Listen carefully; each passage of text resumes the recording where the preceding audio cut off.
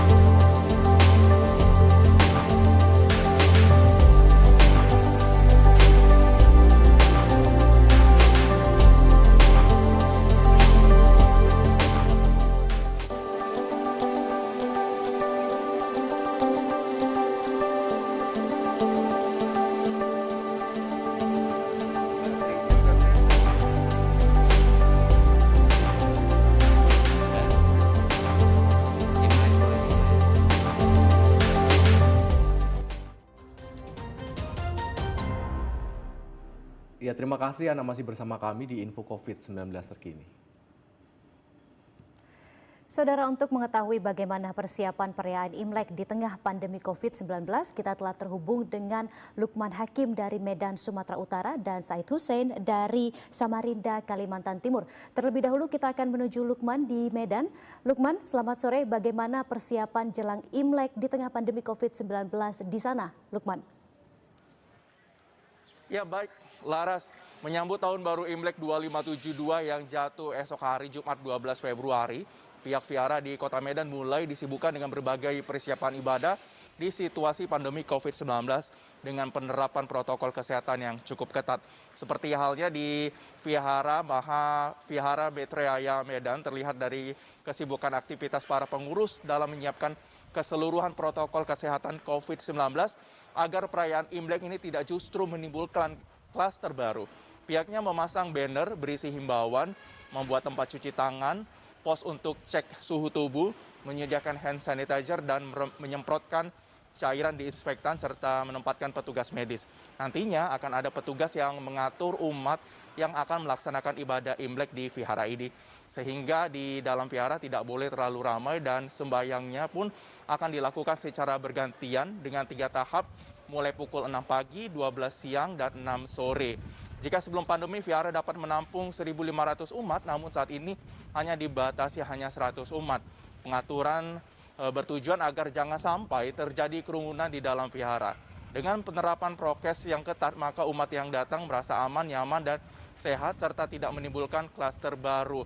Dan diperkirakan nanti vihara selepas makan malam bersama keluarga akan dipenuhi. Jika tahun lalu vihara ini pada malam perayaan Imlek bisa dipenuhi 10.000 umat, namun malam ini mungkin diperkirakan hanya 1.000 umat saja. Pemerintah Sumatera Utara juga mengajak umat yang merayakan Imlek untuk tetap menerapkan 6M, meliputi memakai masker standar dengan benar, mencuci tangan, menjaga jarak, mengurangi bepergian, dan meningkatkan imun serta mentaati aturan. Demikian, Laras. Baik, Lukman Hakim melaporkan langsung dari Medan, Sumatera Utara. Dari Medan kita akan menuju Samarinda, Kalimantan Timur. Sudah ada Said di sana yang akan melaporkan mengenai persiapan kelenteng jelang Imlek. Said, silakan dengan laporan Anda.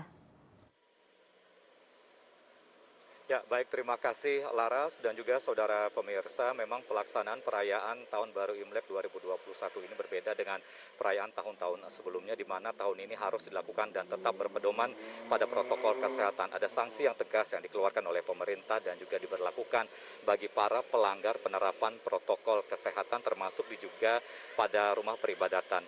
Perayaan Tahun Baru Imlek 2572 ini ditekankan pada pelaksanaan dan juga penerapan protokol kesehatan.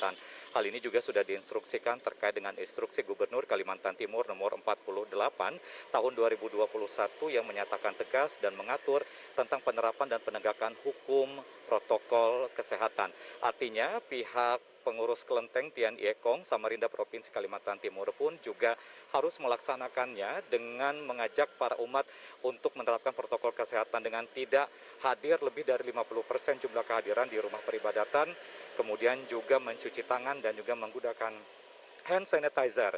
Sementara itu juga dari pihak Kepala Satuan Polisi Pamong Praja, Provinsi Kalimantan Timur, Gede Yusa juga menyampaikan ini himbauan dan juga sinergi yang dilakukan agar pihak pengurus rumah peribadatan kelenteng ini bisa melakukan koordinasi kepada Satgas Penanganan COVID-19.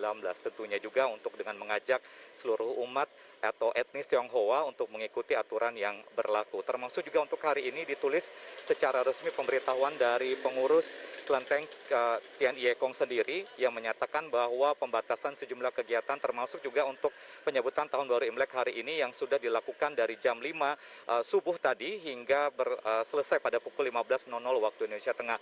Dan besoknya pada puncaknya pada perayaan Tahun Baru Imlek sendiri peribadatan ini dibuka dari pukul 5 subuh dan diperpanjang hingga pukul 19.00 waktu Indonesia Tengah. Sementara itu sejumlah peribadatan khusus yang dilakukan dari tanggal 20, 21 dan 22 Februari 2021 ini hanya dilakukan oleh pihak internal dari rumah peribadatan Tian Ekong ini sendiri, mengingat terkait dengan pembatasan jumlah kegiatan dan juga ditiadakannya sebuah kebudayaan yang biasa dilakukan setiap tahun, yaitu Cap Gome. Dan juga dari pihak Satuan Polisi Pamong Praja juga mengkhawatirkan dengan adanya kerumunan massa yang terjadi. Namun dengan berakhirnya kegiatan seperti saat sekarang tempat kami melaporkan ini tidak ada kegiatan sama sekali, walaupun kita ketahui bersama bahwa kegiatan yang ada ini juga tepat ataupun juga peribadatan Tian Ekong ini berseberangan dengan pelabuhan Sungai Mahakam sendiri yang merupakan akses yang begitu padat jika pada hari biasa. Namun hari ini terjadi kelengangan yang ada, sehingga kami pun juga bisa mengabarkan bahwa komitmen pun juga sudah diberlakukan oleh pihak peribadatan atau pengurus kelenteng Tian Ekong ini sendiri. Komitmen itu pun juga terlihat dari fasilitas yang diberikan seperti tempat mencuci tangan, kemudian juga akses yang diberikan untuk menggunakan hand sanitizer, kemudian juga interaksi yang dilakukan dari setiap umat yang akan beribadah pada perayaan Imlek tahun 2021 ini. Dan juga dari Satuan Polisi Pamong Praja, Kepala Satuan Polisi Pamong Praja Provinsi Kalimantan Timur Gede Yusa juga menghimbau agar pihak pengurus pun juga berkoordinasi secara lebih intens beberapa hari ke depan. Dan juga sinergi ini dilakukan bersama seluruh Satuan Tugas Penanganan COVID-19 dengan menurunkan instruksi agar kabupaten kota pun juga melakukan hal yang sama dengan penerapan protokol kesehatan 5M, yaitu menggunakan masker, mencuci tangan, kemudian juga menjaga jarak, menghindari kerumunan dan juga mengurangi mobilitas. Hal ini dilakukan adalah sebagai upaya bersama untuk pencegahan penyebaran COVID-19. Demikian informasi yang dapat kami sampaikan dari Provinsi Kalimantan Timur. Kini kita kembali ke Jakarta. Baik, Said Hussein melaporkan langsung dari Samarinda, Kalimantan Timur, dan sebelumnya juga ada Lukman Hakim dari Medan, Sumatera Utara. Terima kasih teman-teman.